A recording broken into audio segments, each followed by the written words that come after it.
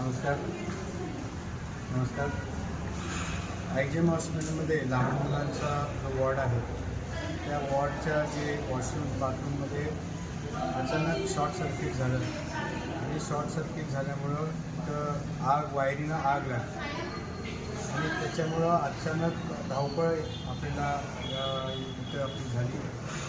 Fire एक्सटिंग्विशरने ती आग विझवण्यात आली, परंतु ती आग जी लागली आहे ते वरचं आपल्या पावसामुळं जे काय आपलं IGM हॉस्पिटलचं जुनी इमारत असल्यामुळं तिथं वरचं स्ट्रक्चरल ऑडिट करून त्याचं लिकेजेस किंवा तिथं आपले गळती आहे ती गळती काढणं गरजेचं आहे. त्या गळती काढायचं काम मी आत्ताच PWDचे अधिकारी यांच्याशी बोललो आहे, अन्य तोंडले साहेब आपल्या CS साहेबांशी बोललो आहे, माननीय पालकमंत्री साहेबांशीही मी आपले पालकमंत्री आंबेडकर साहेबांशीही मी या ठिकाणी बोलून घेणार आहे.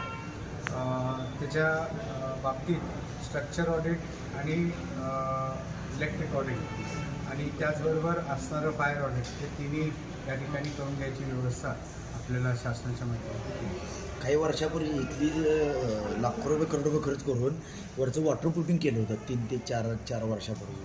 ते टिकलं नाही का? 2019ला माननीय प्रकाश आवाडे साहेब पहिल्यांदा आमदार झाल्यामध्ये मागच्या वेळी आमदार झाल्यानंतर आपल्याला साधारण 23 कोटी रुपये IGMच्या विकासासाठी मिळालेले. त्यातनं वरनं वॉटर प्रूफिंग झालं आहे, परंतु ते कालानुसार त्याला सारखं मेंटेनन्स करावं लागतं. ते मेंटेनन्सच्या माध्यमातून काय कशा पद्धतीने झाले त्याचं पाठपुरावा त्या ठिकाणी करू.